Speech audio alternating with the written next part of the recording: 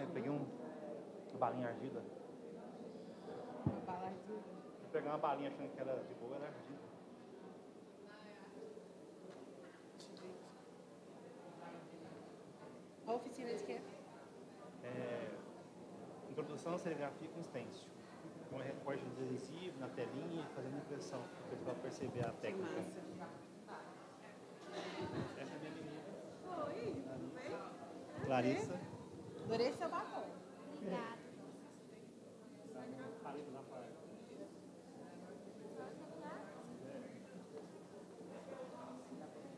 Aqui, ó.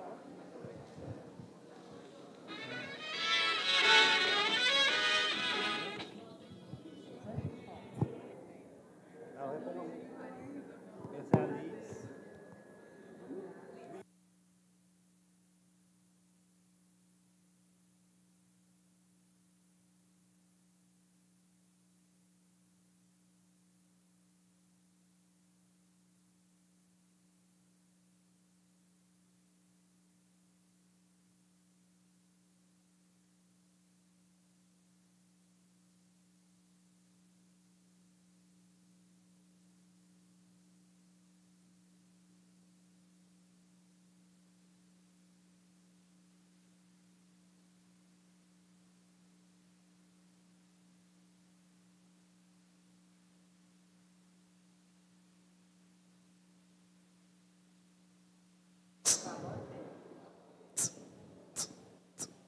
Ó, baixou o som.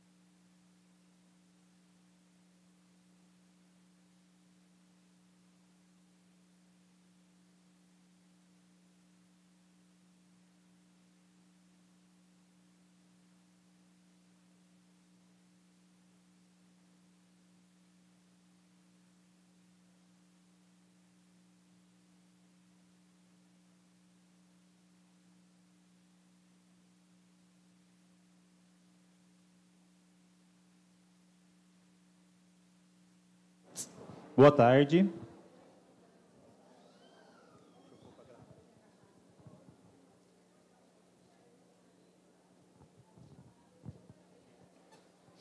Pessoal, muito obrigado pela presença. Vamos dar o início ao nosso último dia de conteúdo de palestras. A gente sempre gosta de fechar com chave de ouro. E a gente vai hoje iniciar muito bem com a presença da Clarissa Diniz, curadora, escritora e educadora, professora na Escola de Belas Artes da UFRJ e da EAV Parque Lage, mestre em História da Arte da UERJ e doutora em Antropologia Cultural pela UFRJ. Clarissa, te convido à mesa. Muito obrigado pela sua presença. Clarissa, você pode ficar à vontade se quiser que o pessoal interaja durante a sua fala, você pode ficar tranquila, tá? Fica à sua disposição. Muito obrigado. Oi, foi? Tudo bem? Boa tarde. Obrigada aí pela presença nesse domingo à tarde. Queria agradecer a organização da feira pelo convite, a JP também pela mediação, organização e diálogo, e principalmente para pensar o que trazer, né, para cá, para compartilhar com vocês. Bem, o meu nome é Clarissa, eu sou de Recife, mas vim do Rio, moro no Rio de Janeiro e trabalho com curadoria, com pesquisa, com educação. E hoje eu, enfim, pensei em compartilhar 3 situações que envolvem artistas distintos, em épocas distintas, mas que juntos, talvez vistos em conjuntos, esses artistas trazem uma perspectiva sobre a arte que me pareceu relevante de compartilhar, principalmente no contexto de uma feira de arte. Então, vamos começar com a ideia... Vamos ver se eu me dou bem com isso aqui. Hã? Ah, é ali. Claro. Vamos começar com a ideia de macete. Essa frase, a arte é o macete do game, é uma frase desse artista, o Raoni Azevedo, que é um artista do Rio de Janeiro, que, enfim, ele me falou isso numa conversa, numa noite na Igreja do Reino da Arte, a Noiva, que é uma organização, uma espécie de coletividade de artistas, ilimitada, anárquica, num certo sentido, de artistas em especial do Rio de Janeiro e com um recorte em especial das periferias e subúrbios do Rio, que tem se reunido numa forma de congregação, né, espelhando tecnologias sociais das igrejas evangélicas, em especial, para o campo da arte, entendendo que, fazendo uso de certas formas de congregar, de estar junto, de se apoiar, de produzir... enfim, fortalecimentos mútuos, esses artistas que têm, historicamente, né, por conta de uma estrutura racista e classista do mundo da arte, muito mais dificuldade em acessar, né, em circular os ambientes hegemônicos, né, historicamente brancos e elitistas do mundo da arte no Rio de Janeiro, por exemplo. Então, já há alguns anos, esses são alguns dos artistas, são os, digamos assim, fundadores dessa igreja, que tem o apelido de A Noiva, em referência à Bíblia, mas que congrega muitos outros artistas que fazem versões dos ritos, enfim, da igreja nas suas práticas. Então, passam por comunhões, batismos, vários tipos de entregas, dízimos, né? Tem toda uma apropriação desses artistas, desses ritos, dessas tecnologias das igrejas evangélicas voltadas para a sua produção em arte, principalmente para a forma de congregá-las, né, de produzir em comunidade através dessas formas de estarem juntos. E foi Raoni, né, dentro de um retiro. Retiro é o nome dado para o que talvez a gente chamasse de residência artística, né, dentro da igreja, que me disse que a arte era o macete do game.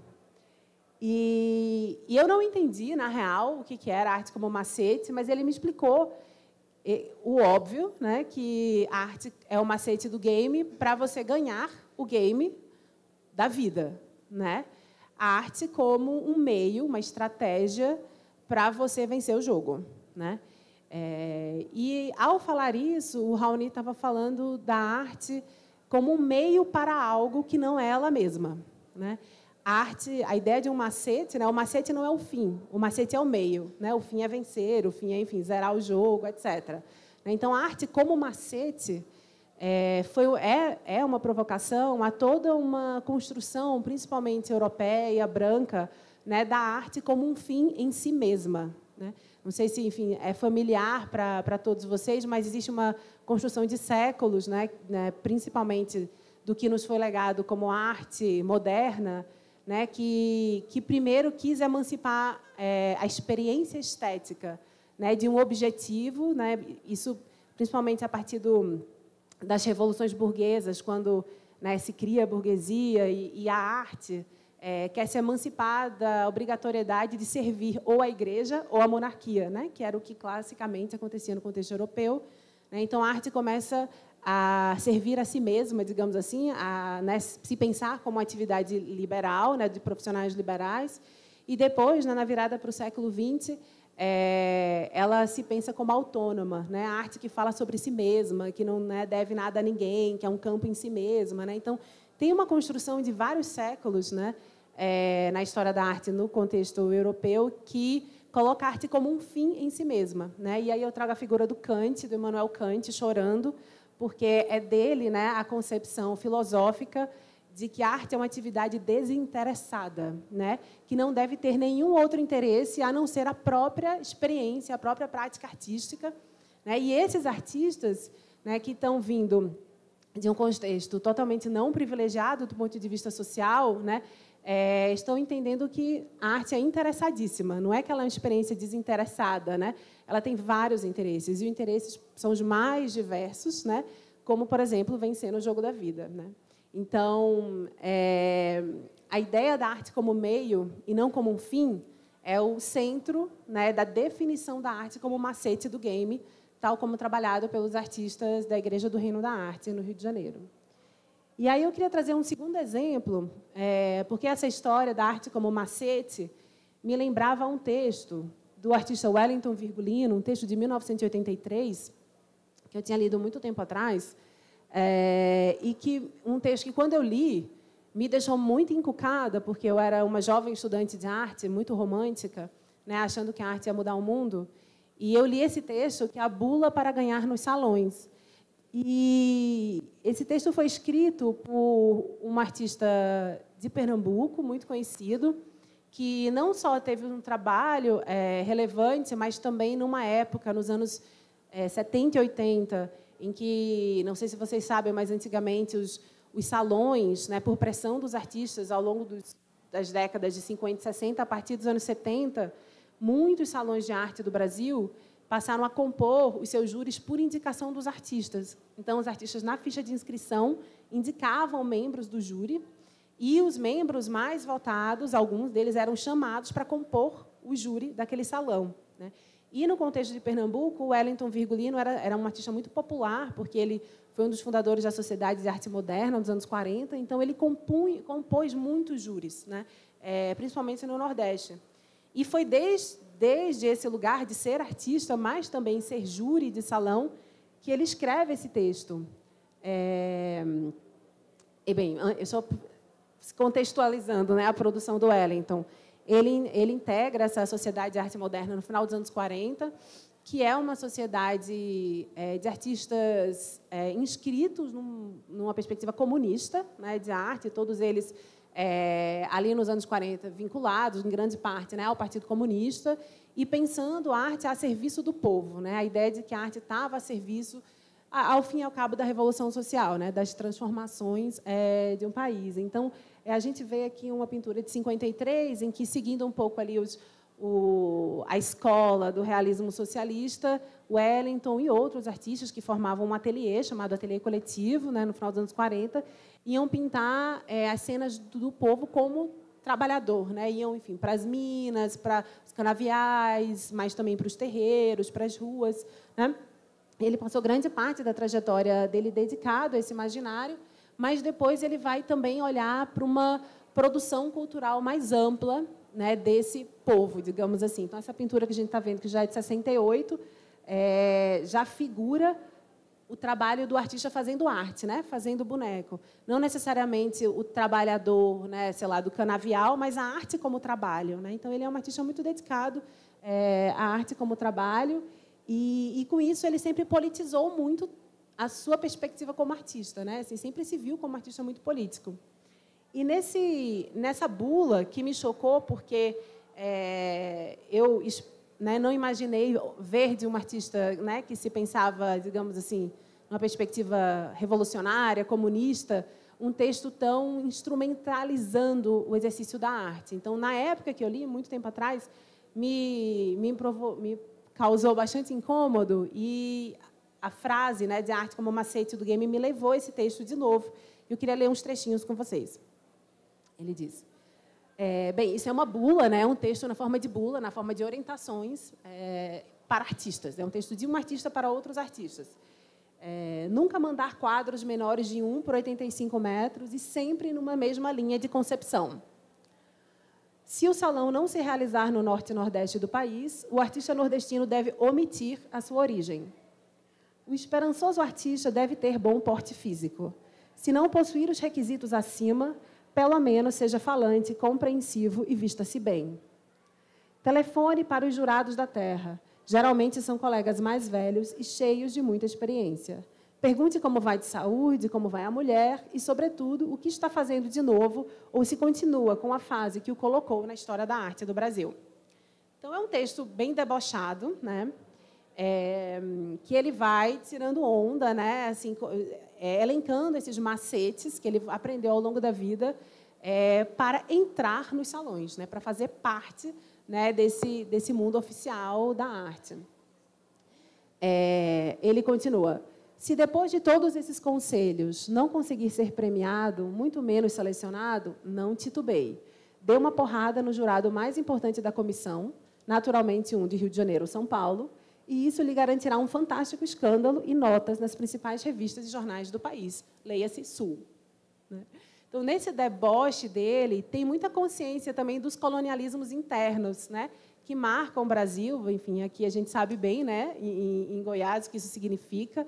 Né, e ele, como artista nordestino, está levando em consideração todas essas forças geopolíticas que determinam, né, a produção dele como artista, que são capazes de incluir ou excluir, né, artistas em determinados contextos de visibilidade. E aí acontece, eu queria contar um caso envolvendo esse artista, que é o Wellington Virgulino, que passou na Bienal de São Paulo. Ele, quando a Bienal foi inaugurada, em 1951, foi um grande evento, né, brasileiro. Assim, tinha muita expectativa. E os artistas de Pernambuco, um grande grupo deles que estava trabalhando naquele ateliê que eu comentei com vocês, o ateliê coletivo, que eram esses artistas comunistas da Sociedade de Arte Moderna, eles quiseram fazer uma inscrição coletiva de seus trabalhos. Eles pegaram uma caixa, né, botaram várias pinturas, porque, na época, você enviava a obra para ser analisada, né, não tinha um portfólio, assim, era o trabalho em si, e fizeram tipo, um grande envio de tipo, o melhor da arte de Pernambuco naquele momento, né, que eles julgavam para concorrer à participação na Bienal de São Paulo, que era uma mostra competitiva, né, que você se inscrevia para poder participar, como os salões. E todos eles foram recusados. Foi uma recusa coletiva, ninguém entrou. E tem alguns depoimentos de artistas da época relembrando esse fato, e eu trouxe aqui um depoimento do próprio Wellington Virgulino, né, falando dessa recusa coletiva em 1951. E ele diz: perseguição, injustiça. O Brasil deveria ser dividido entre norte e sul. Mas que foi um pontapé nos colhões, foi. Até Abelardo da Hora era o líder desse grupo. Imaginem, política, só poderia ser política. Portinari não mudou quadros, protestavam. Que alívio, não estávamos sós. Eles tinham em Portinari um exemplo, né, por ser um artista, né, comunista, mas eles não sabiam que Portinari tinha participado da Bienal. Eles achavam que Portinari não tinha, mas, na verdade, tinha. E eles, enfim, de fato, eles, né, foram os excluídos. Então, a participação na Bienal de São Paulo foi sempre um desejo muito grande, né, desses artistas situados no Nordeste, e não conseguiram até que, em 1961, o Wellington Virgulino foi aceito no salão, na Bienal. E ele ficou muito impressionado, porque a Bienal de 61 era uma Bienal que foi coordenada pelo crítico de arte Mário Pedrosa, e que é uma Bienal considerada a Bienal do neoconcretismo, que é uma Bienal mais voltada para as pesquisas da geometria, de uma abstração geométrica, né, mais formais. E, como vocês viram naqueles trabalhos que eu mostrei dele, ele é super figurativo, ornamental, né? Então, ele não tinha esperança alguma de entrar, mas entrou. E aí, na matéria de jornal da época, relatando, né, um pouco depois, na verdade, refletindo sobre essa participação, ele disse que ficou muito surpreso na época e disse: não que eu não tivesse consciência, certeza, né, do valor da sua arte. Afinal de contas, eu pinto há 10 anos e sei o que faço. A surpresa está no fato de a Bienal ter aceitado a sua pintura figurativista quando se sabe que dá preferência à escola abstracionista. Então, apesar da alegria de ter sido aceito, ficou, lá em 61, quando ele recebeu a notícia, essa surpresa do que né, tinha acontecido. E aí, eis que ele vai visitar, né, a Bienal, em 61, acompanhado do irmão, o Wilton de Souza, e conta que rodou a Bienal inteira e não viu os trabalhos dele expostos. E foi ficando muito angustiado e foi na secretaria da Bienal perguntar onde estavam as pinturas dele, com medo que tivessem sido extraviadas e tal. E a Bienal informou para ele que não, elas estavam em exposição, sim, que estavam na área dos primitivistas. E aí ele fala, né? Enfim, ficou revoltado, né? E aí enfim, o irmão dele cita ele dizendo: esses merdas são os burros, colocando-me entre os primitivistas. Né? Ele ficou indignado porque ele se via como um artista comunista, revolucionário, né? Com uma perspectiva totalmente engajada e com uma perspectiva política programática, né? Ele sabia o que estava fazendo, e a ideia de o primitivismo muitas vezes consiste em atribuir ao outro a presunção de ingenuidade, né? De você, enfim, que a pessoa não sabe o que faz, esse tipo de preconceito, né? Então ele ficou muito indignado com essa situação e foi lá ver, né? Isso é um trabalho dele. Eu vou pular aqui por conta do tempo. E aí eu trouxe uma reflexão do Clarivaldo Prado Valadares, num texto dos anos 60, em que ele vai pensar um pouco essa situação, né, do primitivismo, e diz que a maior frequência de oportunidades para artistas de cor ocorre quando esses se identificam a determinado tipo de produção permitido e aplaudido pelo público consumidor. E essa permissão e aplauso se referem à denominada arte primitiva, situada em termos de docilidade, de poeticidade anódina, na dose exata em que a pintura naif deve comportar-se no conjunto das coleções ou das decorações de ambientes privados de aparente clima cultural. Então, essa primitivização que interessava, na verdade, né, mais essa classe de uma alta burguesia, né, branca, consumidora de arte, e que encontrava na primitivização da produção desses artistas uma forma de consumi-los, efetivamente.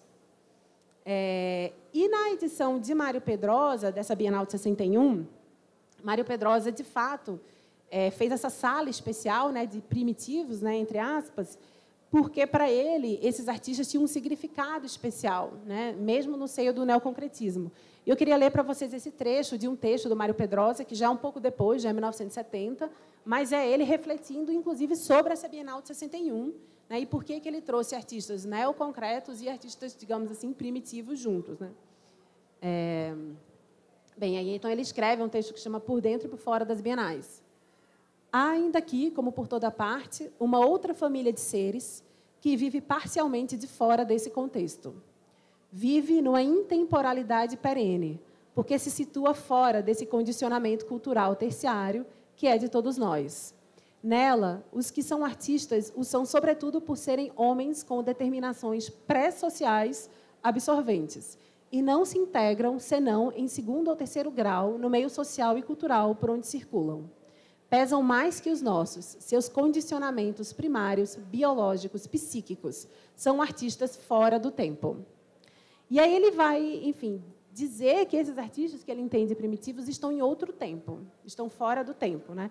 É um recurso muito frequente, né, e eco, né, do racismo estrutural e científico, atribuir a alguns grupos sociais, a algumas comunidades, a ideia de que estão em outro tempo que não o daquele que faz, né, que é o produtor do discurso. Então, a própria empreitada colonial, né, as invasões coloniais, etc., atribuíram aos povos, né, originários das terras que invadiram, apesar de eles estarem no mesmo espaço, diziam que eles estavam em outro tempo, eram arcaicos, né, eram bárbaros, primitivos. Né? Então, essa ideia de que, apesar de estarmos juntos no espaço, talvez estejamos vivendo tempos distintos, é uma constante do primitivismo, né, no mundo da arte também. E o Mário Pedrosa escreve esse texto em que ele vai explorar essa ideia. Então, o Wellington Virgulino foi colocado junto a esses primitivistas numa perspectiva de ser imemorial, de estar em outro tempo, né, de ser um tipo de ser pré-social, né, enfim, vários termos que o Mário Pedrosa, que é um grande crítico de arte, mas que, como homem do seu tempo ali, também, né, reverbera esses preconceitos, acabava projetando sobre esses artistas. E foram muitos os artistas, né, que sofreram com esse tipo de projeção, com essa primitivização. Né? Eu trouxe um outro exemplo, que é o José Antônio da Silva, que fez, inclusive, várias obras, né, como essa, Odeio as Bienais de São Paulo, em que ele faz autorretratos dele e, no seu próprio retrato, inclui uma menção ao ódio à Bienal de São Paulo, né, pelas constantes exclusões ou pelas constantes inclusões preconceituosas de sua obra. Né? Inclui, mas deixa na casinha dos primitivos, né? Enfim, isola, etc. Aqui, está vendo, a gente tem a boca dele, né, com uma tarja, e ele diz, autorretrato do pintor, Zé Antônio, que sou eu mesmo, viva o Silva, que é ele, e morra as bienais. Né? Então, uma praga que o Zé Antônio da Silva estava lançando de revolta, né, de tudo que já tinha passado ali no contexto das bienais. Então, vocês veem que, de fato, eram vários artistas passando por essa situação. E aí, continuando a narrativa de 61, quando o Wellington se vê entre os primitivistas, né, fica sabendo que estava na sala dos primitivos, ele vai lá ver, né, a sala. E aí o irmão dele conta. Vivido o choque inicial de se perceber primitivizado, Wellington descobriu um ponto vermelho junto dos quadros. Retornando à secretaria da Bienal, foi informado que haviam sido adquiridos e que os proprietários da Galeria Astreia, responsáveis pelas aquisições, estavam pretendendo conhecer o artista. O que se seguiria seria uma profícua relação comercial que, durante anos, renderia vendas e exposições ao Cangaceiro das Flores, que era como Virgulino era conhecido. Como conta o seu irmão Wilton, isso foi um motivo de inesquecível porre, comemorando a vitória de Wellington, a vitória pernambucana na capital de São Paulo.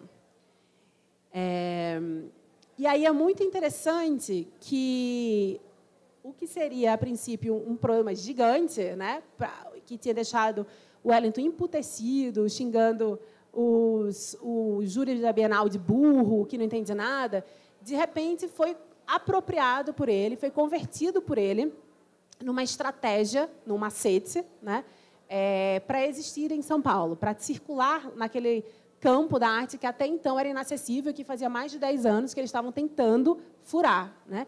Então, e ele noticia no Recife que agora ele tinha sido conhecido em São Paulo, etc. Tem toda uma coqueluche assim, na imprensa. E ele começa a trabalhar com essa Galeria Astreia, que vai vender a obra dele como um artista primitivo ao longo de mais de 20 anos. Né? Um dinheiro que, enfim, tornou possível, né, a vida dele. Bem, e aí, voltando à bula, né, esse documento, esse texto de 83, né, um pouco também a partir da experiência dele de se ver primitivizado pelo mercado de arte do Sudeste, ele escreve: não abuse das cores, você pode ser confundido com o primitivo, decorativo. E isso não existe mais, morreu. Fique nas terras, nos sépias, e aqui e acolá jogue umas pitadas de vermelho ou azul celeste, só isso. Causa ótima impressão o equilíbrio dessas pitadas. Pelo amor de Deus, não faça flores nos quadros, mesmo colagens, nem figuras bonitas e jeitosas, nem nu feminino. Você não entra nem na inscrição. Se não tiver jeito, se for mal de nascença, esforce-se. Jogue uns monstrinhos pelos cantos. Dê uns traços com o cabo do pincel, de cima a baixo, e coloque uns símbolos, se possível fálicos, nos lugares mais inesperados do quadro. Então, é um autodeboche, né? Claro, isso é né, 20 anos depois, né, quando esse artista já, enfim, tinha conseguido entrar na Bienal, tinha sido primitivizado, tinha sofrido, né, o choque, conseguiu reverter isso, né, essa primitivização, numa estratégia de inserção que ele resolve compartilhar com seus outros artistas colegas na forma do Bula para ganhar nos salões, esse texto super debochado. Bem, e aí eu queria trazer de novo o Clarivaldo Prado, que está pensando sobre isso, né, sobre essa cena e as suas tensões raciais, né, e todo o racismo estrutural envolvido, né, nessa situação. E ele dizia, então, botando os pingos nos is, né, a sociedade branca sabe armar o circo de suas exposições e promoções, porém, necessita injetar, de tempos em tempos, cotas de validade no contexto histórico e cultural. Essas são as oportunidades em que artistas negros, hoje com maior frequência procedentes do autodidatismo e do primitivismo, são descobertos, assimilados, promovidos e amplamente consumidos pela sociedade branca. Então, ele está dando nome aos bois ao processo que o Wellington estava vivendo como um artista nordestino e negro.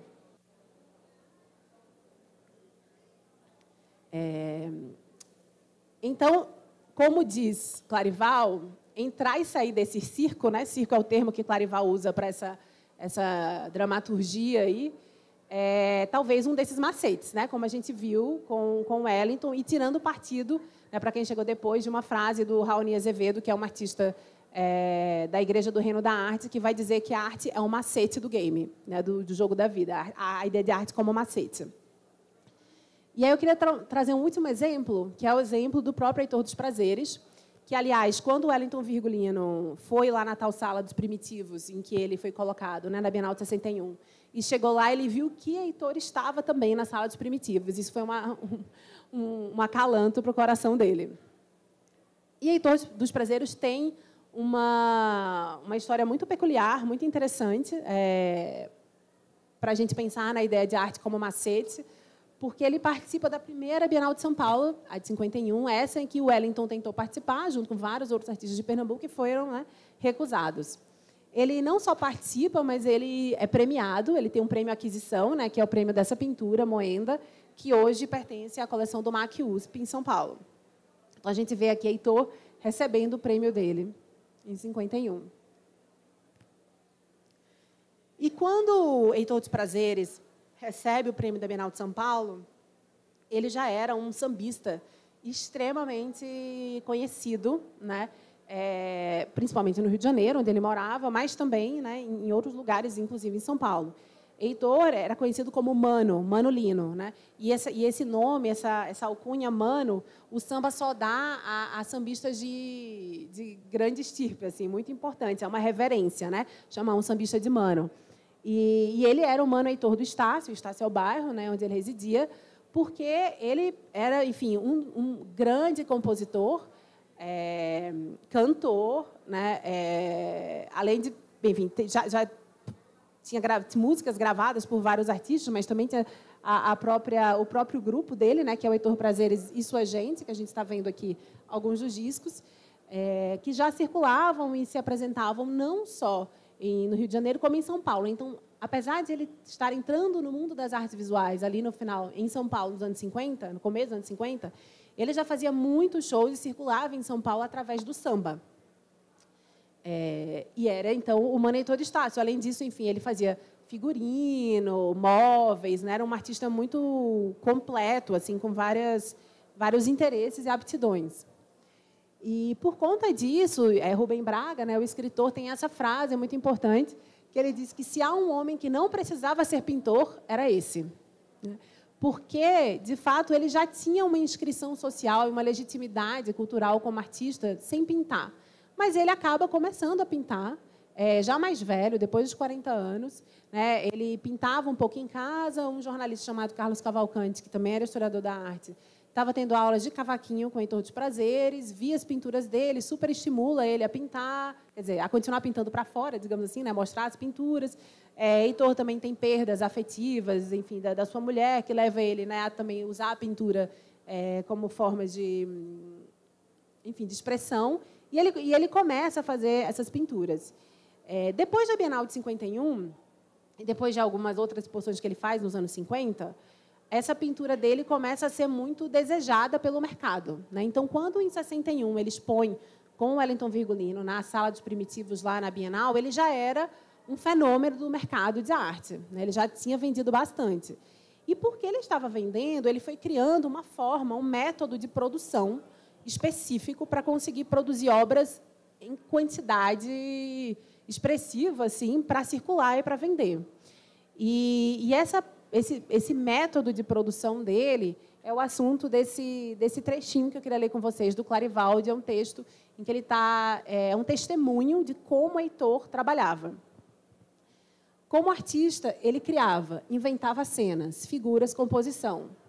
Uma vez aprovado, tanto por seu espírito poético como pela reação do público, passava a repeti-lo conforme os pedidos da freguesia. A maior parte de sua obra corresponde, pois, a réplicas de cenas que ele criou e depois admitiu como protótipos. Eram temas fixados, variando em dimensão, número de figurantes, de objetos referidos e de cores básicas. Quando se tratava de um quadro de sucesso, para o qual teria de atender pedidos de vários compradores, fazia-o em esquema, com recorte de cartolina, obedecendo às áreas de cor e o contorno da figura, como se faz no fabrico de vitrais. De manhã, ordenava o trabalho da oficina, dando tarefas a cada assistente. O trabalho, antes de receber os recortes das figuras dos objetos. O trabalho desenvolvia-se por fases. Havia momentos em que a composição parecia abstrata, antes de receber os recortes das figuras dos objetos. Aos assistentes competia pintar, decalcando os modelos de cartolina, ainda sem cabeças, mãos e pés. Heitor dos Prazeres permitia aos auxiliares atuar até nas cores das roupas, mas a ele competia rigorosamente fazer o desenho colorido da face e o movimento dos gestos. Acompanhando-o mais de perto, pude verificar que, enquanto produzia uma pintura comercializada em telas, para as galerias e colecionadores, através do trabalho de assistentes em sistema de oficina, a ninguém permitia participar da pintura que ele mesmo fazia nos tecidos dos trajes das cabrochas de seu conjunto musical. Também era assim que costumava fazer em pratos de madeiras, em cartão de Natal e, às vezes, em simples motivos florísticos, para encomendas de pessoas de seu nível social. Nesses exemplos, ele mesmo fazia todo o trabalho sem a ajuda de outrem. A produção comercial de seu estúdio, no seu modo de entender, estava certa e nada tinha de se estranhar. Então, não sei se deu para captar, ele trabalhava, né, numa linha de produção com vários assistentes, né, que iam montando os esquemas, e ele sempre finalizava, né, principalmente o rosto e as mãos. E esse produto, né, essa pintura que ele fazia, feita assim, era especialmente destinada a essa burguesia, né, que comprava a arte, enquanto que o trabalho que, né, conta Clarival, ele fazia para outros fins, né, que não o consumo, né, dessa alta burguesia, muitas vezes ele desejava fazer sozinho, né? Inclusive a própria pintura das roupas do seu grupo, né, das mulheres que cantavam no seu grupo. Eu queria mostrar, enfim, um trechinho de Heitor, Leonardo, você liga para a gente, de Heitor dos Prazeres, em que ele... Esse é um filme do Fontoura, em que ele... É um filme super bonito, né? E eu queria mostrar esse trechinho inicial em que ele fala de si mesmo e fala da sua relação com a sua gente, né? Pensando que é muito bonito ver como os artistas lá da Sociedade de Arte Moderna do Recife, que eram artistas, enfim, comunistas, tal, muitas vezes pensavam que estavam fazendo um trabalho para o povo, né? E esse povo não necessariamente equivalia aos artistas, eles não se viam necessariamente como parte desse povo. Já Heitor, ele vai se pensar como a sua gente, né? Tem uma outra relação de pertencimento, e ele fala super bonito sobre isso, então vamos ouvir.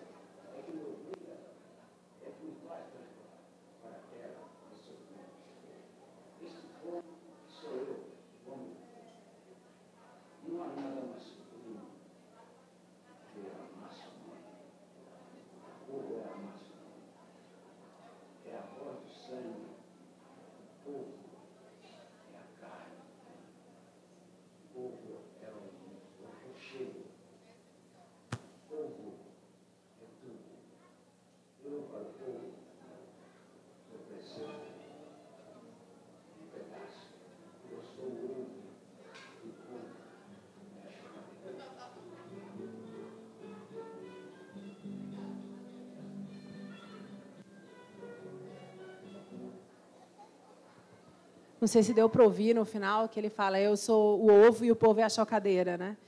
E ele, enfim, sempre se coloca, né, como eu comentei, nesse lugar de compartilhar todas as dores que ele se vê obrigado, né, nos termos dele, a trazer para a sua pintura, a trazer para o seu trabalho. Bem, voltando à Bienal, né, depois dessa breve contextualização, Heitor vai participar dessas 4 edições, né, da Bienal de São Paulo.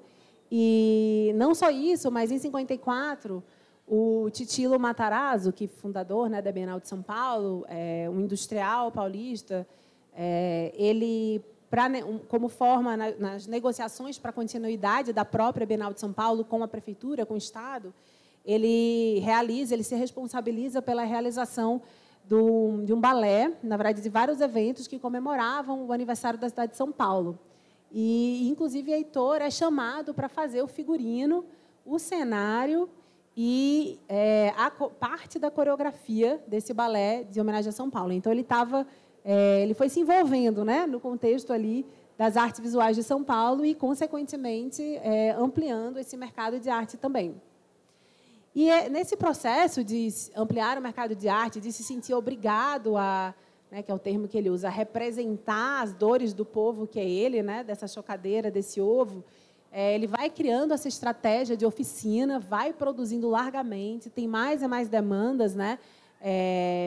E aí tem toda uma situação que acontece muitas vezes muito violenta com ele também, porque ele muito cedo começa a ser copiado por outros artistas, então foi acusado publicamente de, por conta do seu esquema de oficina de trabalho, digamos assim, ser cúmplice da falsificação de sua própria obra. Então, né, tem todo um ataque que envolve, claro, uma perspectiva racista também a ele, publicamente, ao longo, principalmente dos anos, né, final dos anos 60, 70.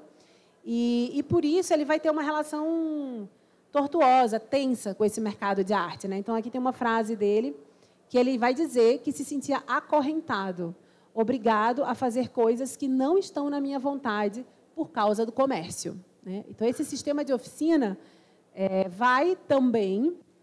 é o sistema que possibilita produzir muito, né? Alcançar esses recursos, distribuir esses recursos, mas também vai o acorrentar, segundo ele, né?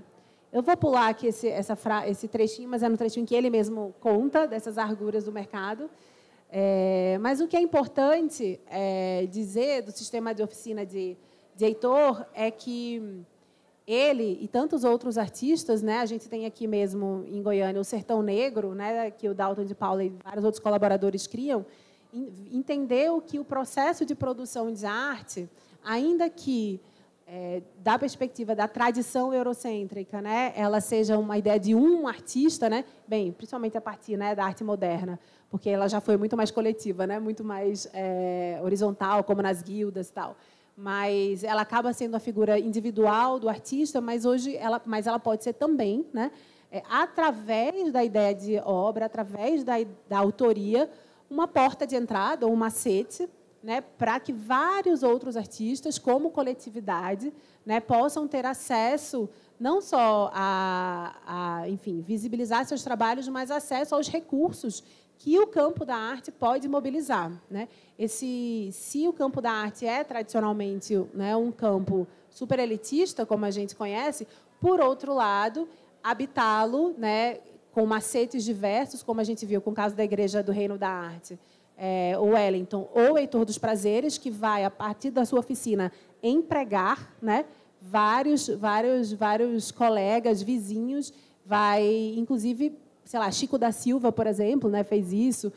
Chico da Silva formou vários outros artistas, né? Então, embaixo do guarda-chuva da obra de um artista, na verdade, se monta um sistema, né, de redistribuição enfim, social, né, dos valores da economia, mas também simbólica desses recursos que o capitalismo costuma designar a um indivíduo para também, claro, explorá-lo numa lógica de mais-valia, né, que é muito mais violenta do que quando distribuída coletivamente. E aí um exemplo que fica claro, acho que na trajetória de Heitor dos Prazeres, e por isso eu trago ele aqui também, que além da oficina, Heitor parecia atento ao fato de que, né, já que ele era humano, Heitor do Estácio, né, já que ele chega na pintura muito depois de já estar, né, sendo artista no samba, na música, né, ele não vê na pintura um fim para a sua própria arte, né? Não à toa ele vai fazer um sistema de oficina como produção, mas é muito interessante como ele tem, ele nos mostra isso, né? Nessa marchinha que ele compõe em 1951 para quando ele vai receber o prêmio da Bienal. Eu vou botar aqui para vocês ouvirem do meu celular, enquanto a gente acompanha a letra. Essa é uma marchinha que ele compõe quando ele vai receber o prêmio, né? Que na historiografia brasileira, canônica, meio narrado assim: a Bienal de São Paulo abre as portas para um artista negro primitivo, né? Enfim, finalmente, essas instituições reconhecem esses artistas. E, por outro lado, é assim que o próprio Heitor vai contar essa história.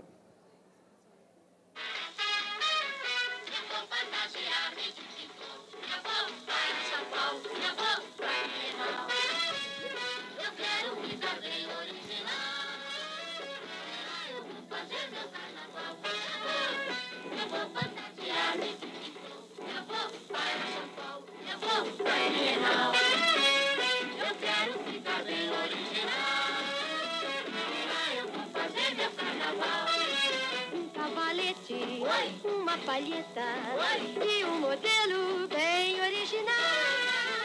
Menina, eu vou fazer meu carnaval. Eu vou fantasiar-me de pintor. Eu vou para São Paulo, eu vou para Bienal. Eu quero ficar bem original. Menina, eu vou fazer meu carnaval. Não sei se deu para ouvir direito, a gravação é muito antiga, né, de 52. Mas é muito bonito ver, né, que enquanto digamos assim, a branquitude alimenta suas fantasias primitivistas, né, colocando o Heitor ou o Wellington nesse lugar, por outro lado, o Heitor tem uma sabedoria incrível de se fantasiar do pintor, né, que a Bienal queria que ele fosse, né, para estar nessa Bienal, não porque ele queria estar na Bienal, mas porque ele queria fazer carnaval na Bienal, né? Eu acho que ele deixa um registro histórico para a gente, através dessa marchinha, que a Bienal era um meio para uma outra coisa, que não ela mesma, né? Então, muito anti-kantianamente, né? Para quem chegou depois, tinha uma figurinha do Kant chorando aqui. É uma arte totalmente interessada e não desinteressada, né? Nos moldes kantianos. Ela está interessada em, não necessariamente ela mesma, né? Ela pode estar interessada em outras coisas, né? Então, essa ideia, né, que eu trouxe lá no início da fala, do macete, né, pensar a arte como um macete, ou a arte como essa estratégia, a arte como um meio para conseguir, ou fazer, ou articular, ou possibilitar outras coisas que não são, talvez, necessariamente a própria arte, a pintura, enfim, a própria artes visuais. Pode ser, como no caso do Heitor, fazer carnaval, né? Outro tipo de manifestação artística para a qual a pintura dele vai servir. Será o macete, né, para conseguir, inclusive, no momento em que ainda, né, o samba, o carnaval ainda eram criminalizados, né, usar a estrutura burguesa branca da Bienal também para negociar suas passabilidades, né, e conseguir fazer o trabalho que ele, a sua coletividade, a sua comunidade gostariam de fazer. Então, eu quis trazer esses 3 exemplos, né?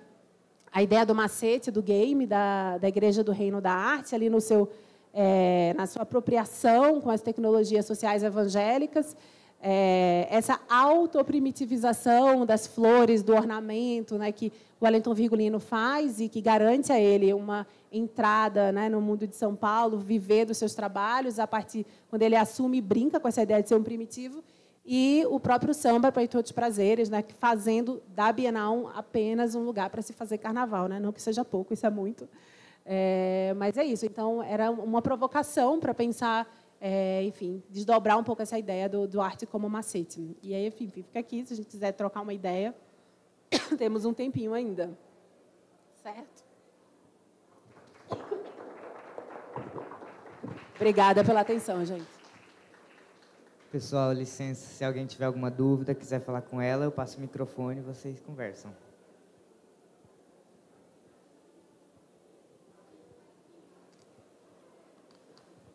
Clarice.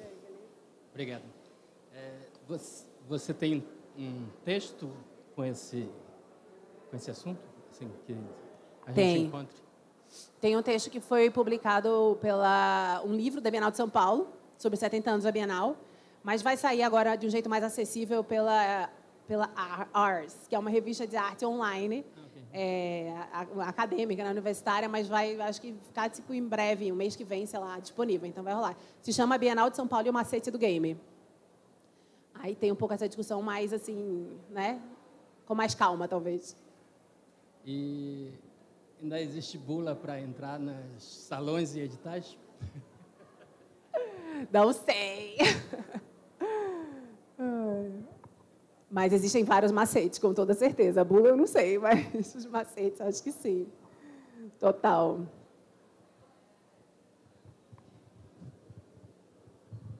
Oi, Clarissa. Eu fiquei meio em dúvida se eu perguntava ou não, porque a gente acabou atrasando um pouco. É muita coisa uma atrás da outra, desculpem.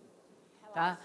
Mas eu fiquei te escutando falar do Heitor dos Prazeres e essa, vamos dizer, essa divisão que ele faz entre o que é feito por ofício e o que é feito por amor, né? E no ofício é onde se ganha dinheiro, né? Por essa lógica dele. Então, pode ser feito seriado, pode ter poucas variações e tudo isso, e naquilo que é feito pelo amor, para o amor, seria algo único que teria ele teria que dar conta só disso, né? Aí, logo, um pouco depois, eu até fiquei super interessada, não conheço esse texto do Clarival sobre ele, vou atrás para ver, mas aí você fala de uma coisa que é estabelecida, é claro, pelo capitalismo, sem dúvida nenhuma, e pela arte moderna, essa coisa da autoria muito arraigada. E que, vamos dizer, para trás na história, essa autoria ficaria, de uma certa forma, disseminada nas guildas, nos participantes das guildas. Isso aí me deu um certo estranhamento, e pode ser por ignorância, né? Mas porque me parece que na guilda trabalhavam muitos para uma autoria, né? Então, de que maneira você vê isso como uma coisa mais democrática? Tá bom? Beleza. Não, é para uma autoria mesmo, né, Marília? Eu acho que os ataques que Heitor sofreu do público, né, de sua época, assim como Chico da Silva, eram ataques de que ele estava desvirtuando o trabalho dele, né? Estava perdendo a autenticidade, pureza, né? Todos esses atributos, né, assim, primitivistas, que eram jogados, né, sobre ele, porque ele estaria trabalhando nesse regime, né? Então, que esse regime, de alguma forma, diminuiria o caráter autoral do trabalho deles, né? Quando, na própria história, né, enfim, eurocêntrica, esse modelo sempre existiu, né? E muitos dos nossos artistas, mesmo do Renascimento, né, nunca foram postos em dúvida, né? Nunca tiveram sua autoria, sua qualidade posta em dúvida, porque tinha uma linha de produção, digamos assim, né, com vários artistas trabalhando.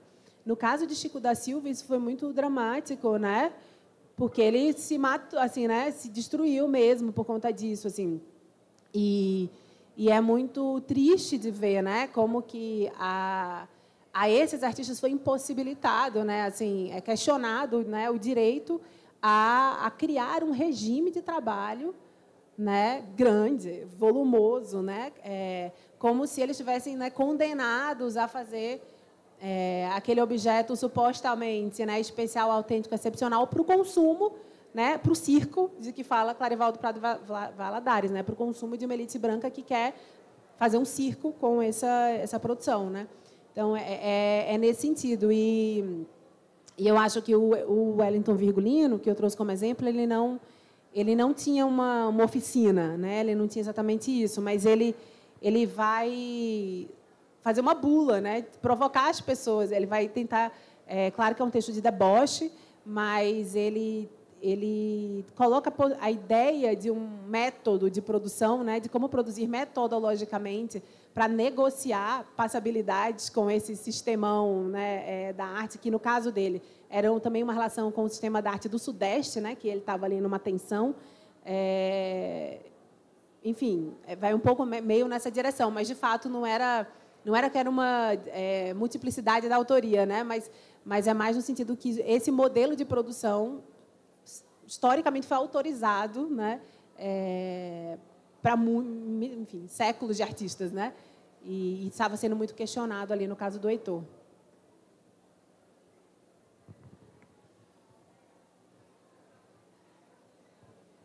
Mais algum comentário? Então é isso, gente. Obrigada pela atenção.